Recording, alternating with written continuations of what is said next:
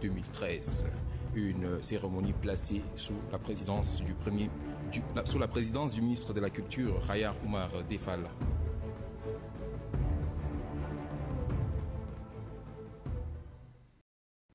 Voilà, mesdames et messieurs, comme l'a dit, nous commençons ce journal avec l'éditorial de Ahmad Makaila. Bonsoir. Bonsoir Elvis. Mesdames, messieurs, bonsoir.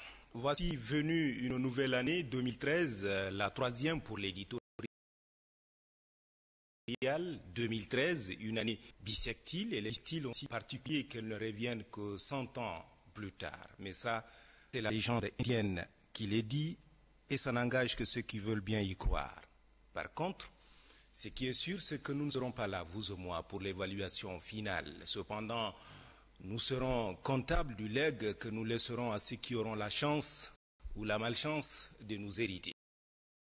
Passer aussi les périodes de fêtes, les fêtes participent de la vie des hommes. Il y a des moments forts qui méritent d'être célébrés. Je conseille volontiers des moments qui imposent le souvenir, un appel tout à propos de la mémoire. 2013, nous y sommes. Comme tout nouveau départ, un commencement d'année enchevêtré dans des cycles, cette nouvelle année, toutes les précédentes et probablement à venir, vient avec ses défis, ses équivoques, ses angoisses, mais aussi son carnet d'espoir. Elle représente en soi un nouveau challenge pour tous les habitants de la Terre. Pour Tchadi, et ceux qui nous font l'amitié de partager le temps de l'éditorial, la marche de notre pays dans le contexte d'un monde globalisé et global, il nous faut des nouvelles résolutions. Ouvriers, artisans, chefs d'entreprise, soldats, commerçants, agents de l'État, employés ou employeurs, il nous faut travailler. Beaucoup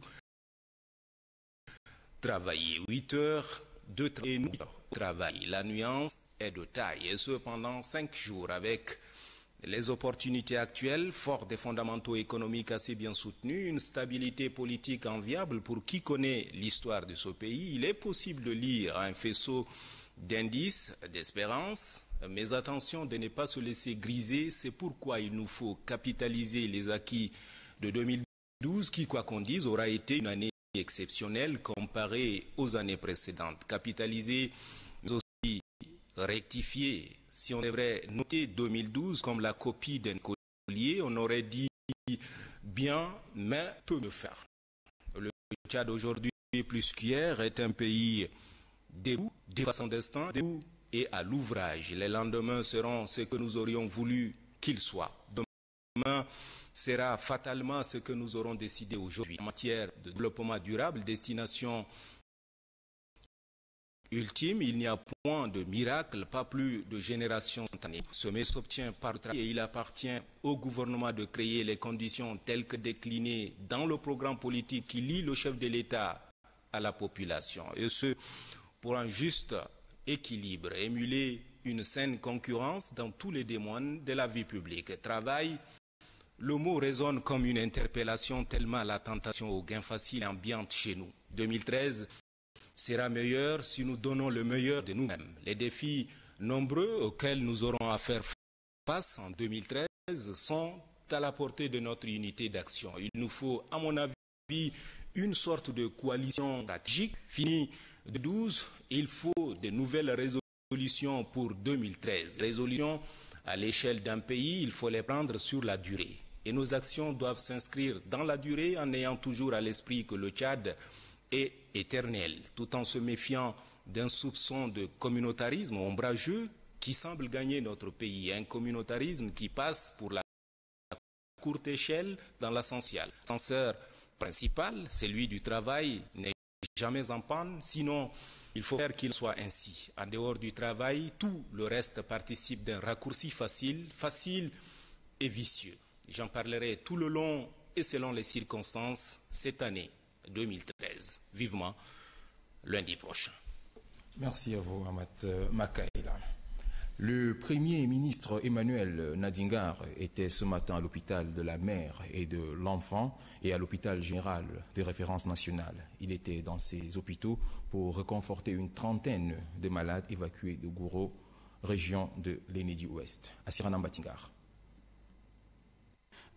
Un Premier ministre qui rend visite officielle à une catégorie particulière de malades est un fait qui sort bien de l'ordinaire. Emmanuel Nadingar, le Premier ministre, était ce matin à l'hôpital de la mère et de l'enfant et à l'hôpital général de référence nationale.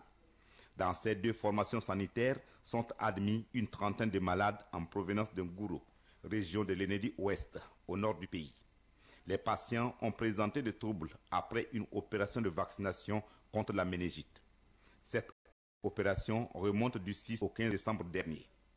Informé de la situation, le gouvernement a décidé de leur évacuation dans des établissements sanitaires les mieux appropriés pour leur prise en charge médicale.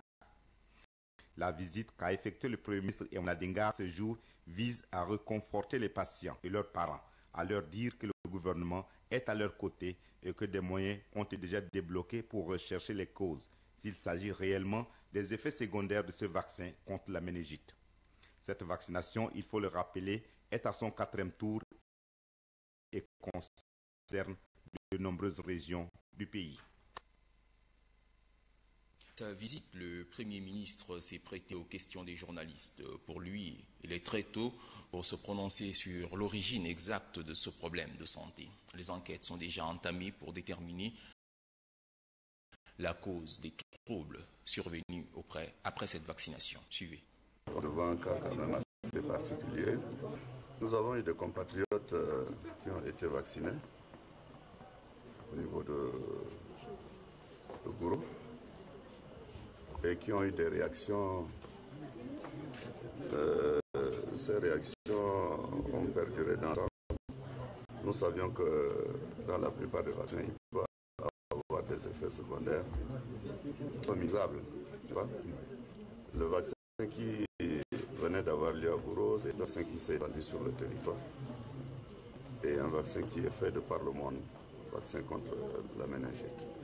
Nous avons eu à le lancer plusieurs fois dans plusieurs villes et les résultats ont été d'ailleurs excellents d'une façon générale. Et les parents, l'administration s'en est félicitée. Le cas de Ngouro est un cas un peu curieux, alors que tous les restes qui étaient vaccinés n'avaient pas fait de réaction.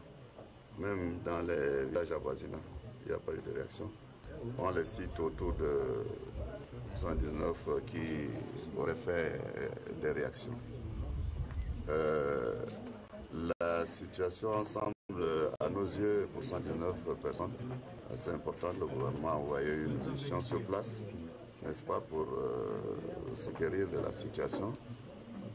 Et puisque ces réactions ont persisté, le gouvernement a jugé, n'est-ce pas, de faire une évacuation dans les grands centres à Faya puis à N'Djamena pour un examen plus sérieux de la situation. À nos jours, on est à environ 34 personnes qui sont ici, prises en charge sous surveillance au niveau de l'hôpital La Mère Enfant et au niveau de l'hôpital référence nationale. Du point de vue de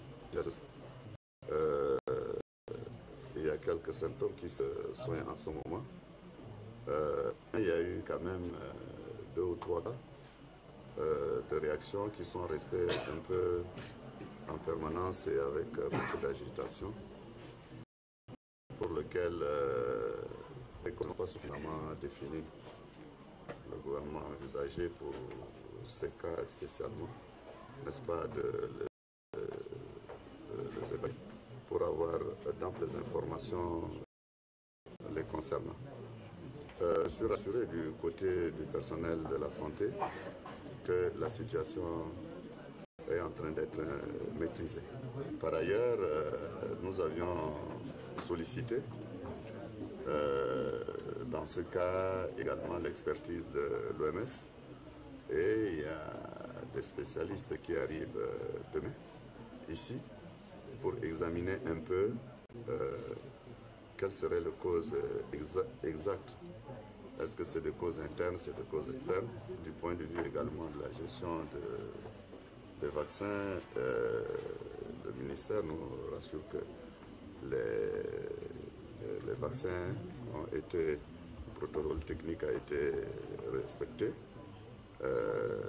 Néanmoins, comme il y a eu des réactions quand même qui sont restées dans la durée, n'est-ce pas? Même si maintenant ça se stabilise et que ça peut, tout le monde peut se rétablir d'un moment à l'autre, il y a lieu de voir cette situation-là et on verra réellement la cause liée à ces questions. Mais j'aimerais dire ici quand même que c'est un vaccin qui a fait des résultats de protection pour toute la population. Environ 8 millions de vaccins ont été injectés au niveau du Tchad. Et sur les 8 millions de vaccins, c'est les 109 cas qu'on a vus en un point très précis. Je pense qu'il n'y a pas lieu de généraliser ou de pouvoir donner quelque interprétation ce soir. Les causes peuvent être liées à beaucoup de choses. On attend l'expertise de Metz. Promouvoir une nouvelle culture de gestion publique, c'est le thème du 3e forum des hauts fonctionnaires du budget des États membres.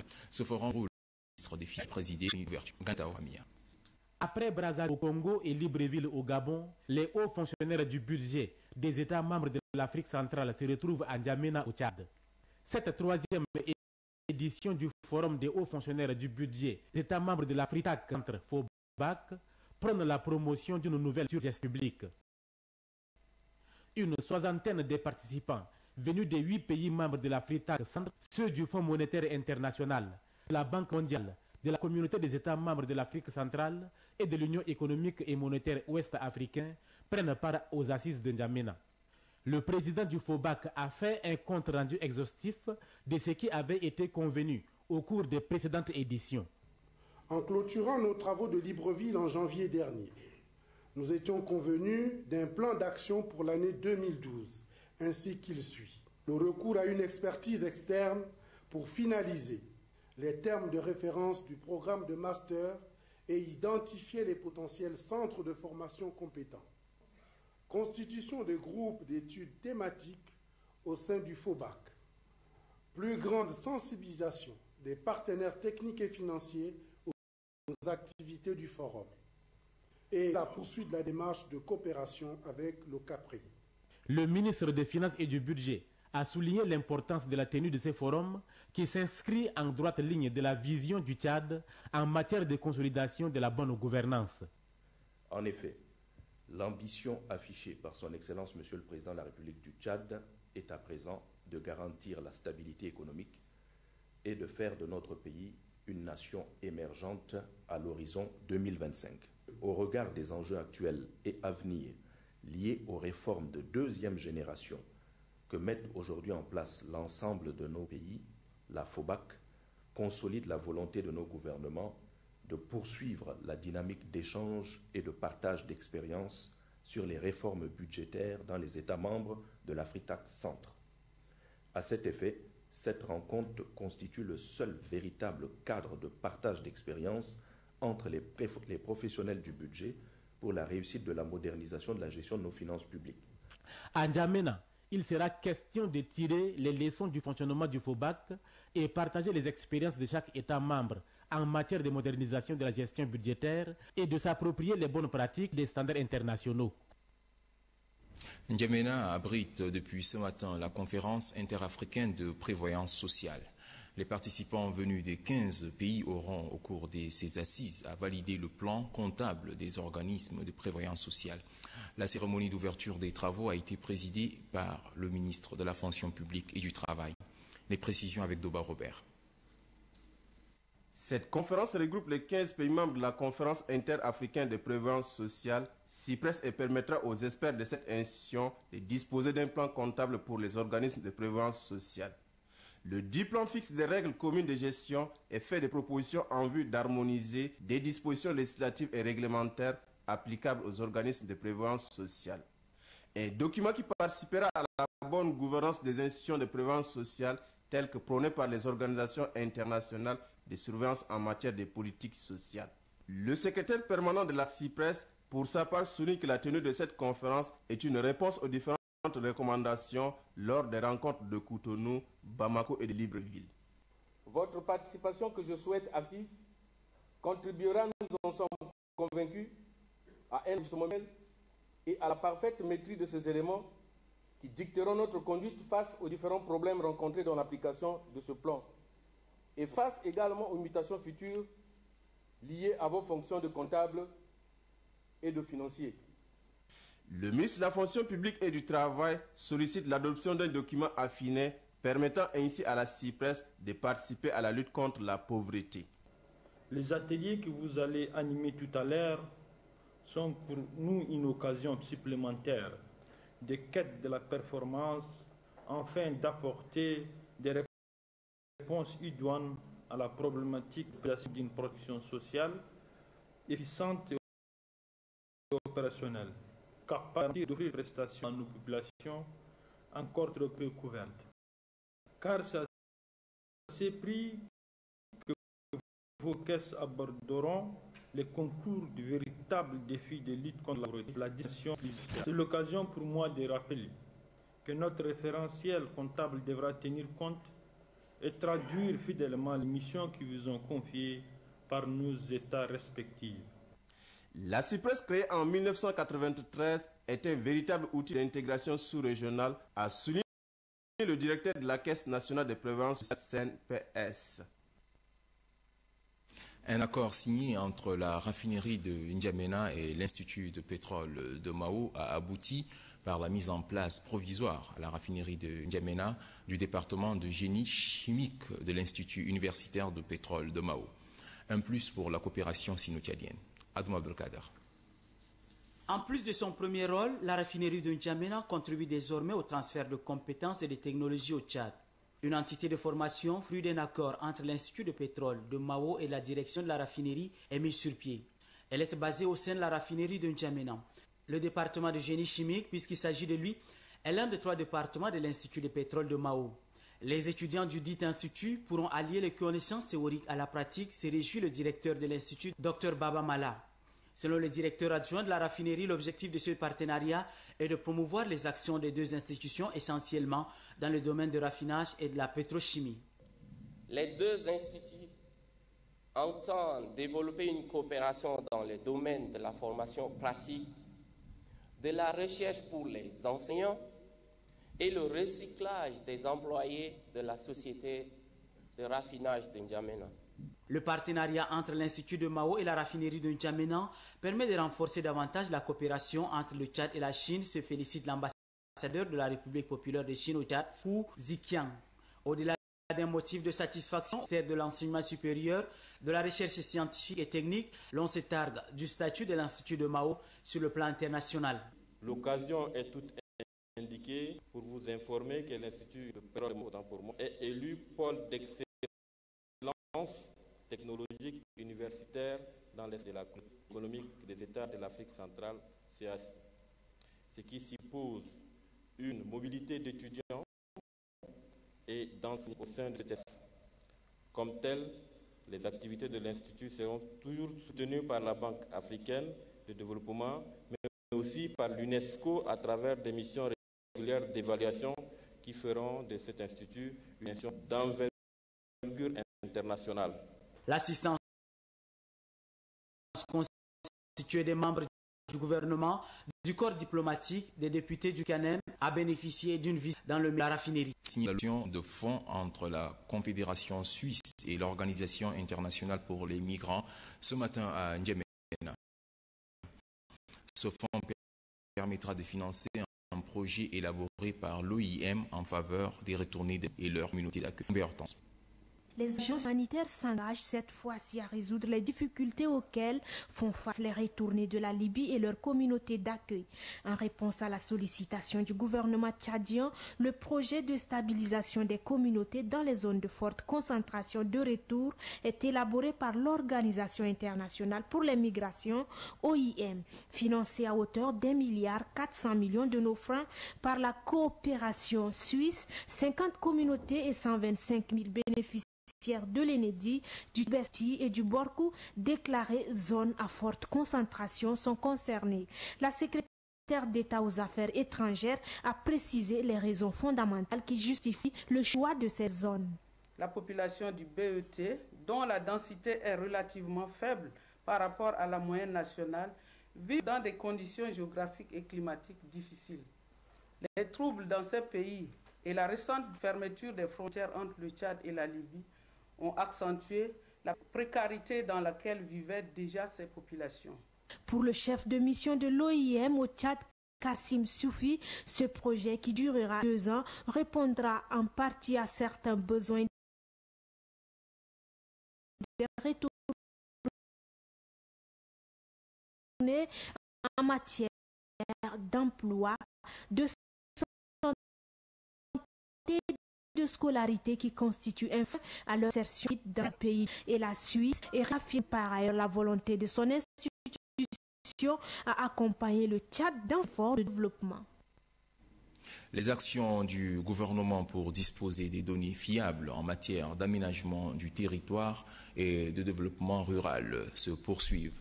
Le SIDRAT comprenait le système d'information pour le développement rural et l'aménagement du territoire vient de livrer la base de données de l'occupation des sols. Réalisé par un consortium international, ce document va contribuer à améliorer les politiques d'aménagement du territoire et de développement rural.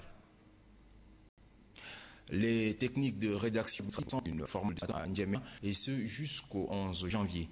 Le séminaire de formation regroupe le personnel administratif de l'Assemblée nationale. Grand Gatia Mirima. La formation à l'attention du personnel administratif de l'Assemblée nationale a pour but de renforcer leur capacité de rédaction administrative. Elle vise d'une part à doter l'Assemblée nationale d'une mémoire institutionnelle garante de l'historicité de l'action parlementaire et d'autre part permettre à celle-ci d'être au service du citoyen. Pour le secrétaire général adjoint, Gali Massa Arou, l'appui au personnel administratif de l'Assemblée nationale est le fruit de la coopération entre le programme des Nations Unies pour le développement et le gouvernement tchadien. Le coordinateur du programme de renforcement de la gouvernance démocratique du PNUD, Jean-Pierre Madjirangué, soutient que l'action administrative ne peut être utile que si elle s'exerce dans la clarté, la précision et la cohérence. Séminaire de formation des paramédicaux sur la prise en charge des IST-VIH-Sida. Les travaux sont ouverts ce matin à l'Université Roi Faisal. Les détails avec Ghislain Tchanipoudou. Face à la problématique de la prise en charge des IST-VIH-Sida, l'acquisition des nouvelles techniques et connaissances s'avère nécessaire. C'est pourquoi le ministère de la Santé publique, en collaboration avec l'Université Roi Faisal, à travers le Fonds arabe d'assistance technique aux pays africains, organise ce séminaire de formation. Ces assises regroupent des infirmiers diplômés d'État, des sages-femmes diplômées d'État et agents techniques de santé venus des centres hospitaliers et sanitaires de N'Djamena. Le secrétaire général de l'Université Roi Faisal a suivi du Fonds arabe dans la lutte contre le VIH-Sida. Cette formation s'inscrit dans un cadre de renforcement de capacités pour une réponse adéquate aux IST-VIH-Sida. Durant toute la formation, vous allez échanger avec les formateurs sur les nouvelles techniques et connaissances. Il est de notre devoir, tout agent, toutes les dispositions nécessaires pour diagnostiquer précocement le cas du VIH et d'IST et de les prendre correctement en charge. Eu égard à l'importance que revêt donc cette formation, la coordinatrice du programme sectoriel de lutte contre le sida du ministère de la Santé publique exhorte les participants à suivre avec attention les travaux du séminaire.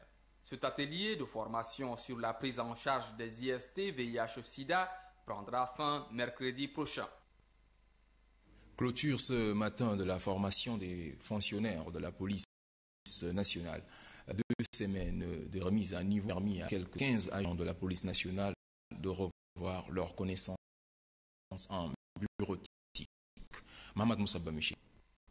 La modernisation et la rationalisation des services de la police nationale passe nécessairement par la maîtrise de l'outil informatique. Avec cette formation que viennent de bénéficier les agents de la police nationale, le traitement et la saisie des documents administratifs ne poseront aucun problème. Les connaissances acquises pour la bonne marche des activités de la police nationale. Selon le formateur du centre de formation Elvis Informatique, Masdongar Alafi, le recyclage des fonctionnaires du ministère de la Sécurité publique en informatique, option Word et Excel 2003, s'inscrit dans le cadre du renforcement des capacités des cadres de l'État. Le secrétaire général du ministère de la Sécurité publique et de l'immigration s'est réjoui de cette remise à niveau de ses agents. Il les exhorte ainsi à relever le défi. Ce défi a pour nom un travail de qualité. Vous n'avez pas droit à l'erreur. Vous devez repartir dans vos différents services avec un nouvel état d'esprit, une nouvelle vision qui réponde aux aspirations du ministère de la Sécurité publique et de l'immigration. Cette formation, qui a duré 2 semaines, a été sanctionnée par la remise des attestations aux récipiendaires issus des différents services de la police nationale. Mais réveillé dans un environnement qui sort un peu du quotidien. Mais rien d'inquiétant, de la poussière, c'est un peu la période. Estelle Abdelkader a fait un tour dans quelques quartiers de la capitale ce matin. Son reportage.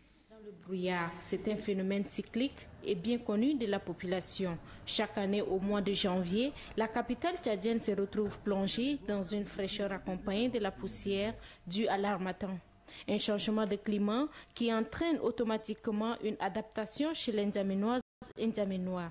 Les réflexes pour se protéger sont aussitôt adoptés. Depuis plusieurs nuits jusqu'à ce matin, on a constaté des brouillards et surtout vers 6h30, 7h, 8h, trop de brouillards. Alors d'habitude, quand il y a des brouillards comme ça, nos enfants et tout le monde, il y a des trous, il y a des maladies par-ci, par-là. Pensons plutôt qu'il faut vraiment prodiguer des conseils aux parents avant que les enfants ne viennent à l'école.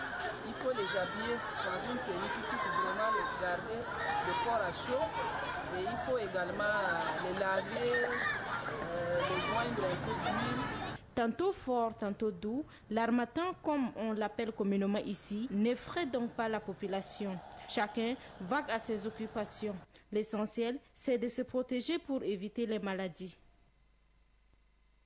Le Tchad est candidat pour l'organisation des Jeux de la francophonie de 2017, une candidature qu'il faut défendre avec un certain nombre de travail au préalable. Suivant à ce propos le ministre de la Jeunesse et Sport, Heikel Zakaria. L'organisation de ces Jeux de la francophonie reste pour nous une obsession, car ces Jeux contribuent à la promotion de la paix et du développement à travers les rencontres et les échanges entre les jeunes francophones. Il consiste également à faire connaître l'originalité des cultures francophones de sa cité, tout en contribuant à la préparation et à l'émergence de la relève sportive francophone en vue de et d'autres grands événements sportifs. Avec l'ère de la Renaissance, prônée par son Excellence Idriss Déby Itno, notre pays doit montrer un autre visage, qui est celui du développement et des actions en faveur de la jeunesse. Raison pour laquelle nous demandons la contribution et la mobilisation des presse pour que la candidature du Tchad soit retenue pour le Jeux de 2017.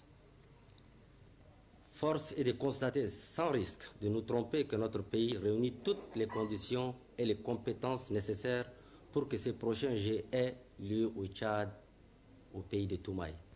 À l'issue de cette première étape, la délégation tchadienne ira à Nice au mois prochain pour défendre le dossier de candidature du Tchad devant un jury composé des membres du Conseil d'orientation du Comité international des Jeux de la francophonie. À la suite de cette présentation et du rapport technique de la mission expertise et d'évaluation, les membres du Conseil d'orientation établiront des recommandations qu'ils soumettront au Conseil permanent de la francophonie qui se tiendra en mars prochain à Paris. Il faut aussi rappeler que le Conseil permanent de la francophonie reste le seul organe habilité à donner la décision finale. Pour votre information, c'est la deuxième fois que le Tchad pose sa candidature pour l'organisation des Jeux de la francophonie. Le choix pour les Jeux de 2017 se fera entre la candidature du Tchad et celle de la Côte d'Ivoire. Je vous le disais en titre, l'Association pour le développement culturel a lancé officiellement la saison culturelle 2013. La cérémonie de lancement a eu lieu le 5 janvier dernier au centre Bayam Madé à Kolobo. C'est le ministre de la Culture, Khayar Oumar Defalla, qui a présidé la cérémonie. De retour de Kolobo, Belgar, la guerre. Un an après son inauguration, le centre Bayam Madé, implanté au village autonome de Kolobo, a accueilli ce 5 janvier des invités de marque. Le ministre de la Culture, le ministre du Développement touristique et de l'Artisanat, les autorités administratives et traditionnelles de la région du Mayo-Kébi-Est, des artistes ainsi que de nombreux invités venus des 4 coins du pays et d'ailleurs. Tous ont répondu à l'invitation de l'Association pour le développement culturel qui lance officiellement la saison culturelle 2013. Après les mots de bienvenue du comité d'organisation et du chef de village et le discours d'encouragement du gouverneur de la région du Mayo-Kébi-Est, le ton est donné ici par le président de l'ADEC. Par le passé, l'ADEC a toujours été présent aux côtés des artistes et de la population tchadienne dans la réalisation de nombreuses activités. L'ADEC a aussi le mérite d'avoir ressuscité l'un des chantres de la musique traditionnelle, le nommé Ali Foddaï Daniel, qui est présentement parmi nous. Pour cette nouvelle année, notre association a encouragé des activités susceptibles de favoriser la promotion, la création et le brassage entre tous les fils et filles du Tchad. L'ADEC souhaite aussi organiser la coopération professionnelle entre artistes de différentes disciplines par l'échange d'expériences et d'informations. Le ministre de la Culture, très ému par l'initiative de l'ADEC, s'est dit disposé à soutenir ces activités. Mon combat est celui-là mené par l'ADEC, c'est-à-dire que chaque Tchadien, où qu'il se trouve, soit fier et heureux de vivre entièrement et totalement la culture de son terroir. Plusieurs artistes ont été invités pour agrémenter la soirée. J. Fodez, venu de la France, Zuba Samra, Ngas David, Hadr Dounia, Bâton Magique, Jorio Istar, Ali Fadaï et bien d'autres ont tenu en haleine le public.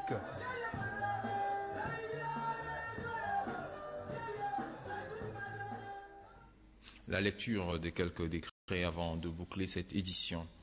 Monsieur Ali Ahmad Arbash est nommé ambassadeur extraordinaire et plénipotentiaire de la République du Tchad auprès de l'État de Koweït.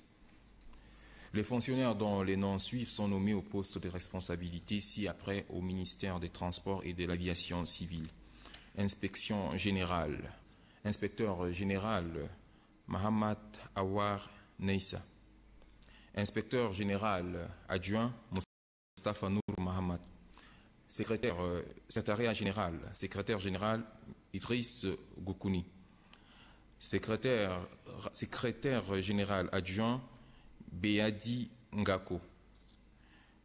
Directeur adjoint de ressources humaines Moussa Al-Khali. Autorité de l'aviation civile. Conseiller Hassan Issa Alati. Conseiller Hamid Berdei Tergeyo. Directeur de la sécurité aérienne Mohamed Zen Worimi. Directeur de l'administration des finances et du matériel Abdraman Woudaï Toli. Directeur des infrastructures Brahim Dadi Gihini. Directeur des transports aériens Sarah Houbaï Traogingue. Directeur de la sûreté Ali Seydna. Coordonnateur national de l'audit Yahya Mohamed. Direction de la circulation, de la sécurité routière, fluviale et lacustre. Directeur, Neldi Ismaël Kondouin Naïou Moussa. Direction de la législation et de la règlement. Directeur Dibangar Madirebei. Directeur adjoint Ousmane Gna. Bureau national de fret. Directeur Abakar Moussa Haroun. Les fonctionnaires dont les noms suivent sont nommés au poste de responsabilité ci-après au ministère des Transports et de l'Aviation civile. Directeur de cabinet, Oumar Chaib. Conseiller, Makambaye Mangaral. Conseiller, Bachar Mourtar Bachar. Voilà, mesdames et messieurs, ici s'achève cette édition. Merci de l'avoir suivi et bonne suite de programme sur Téléchat.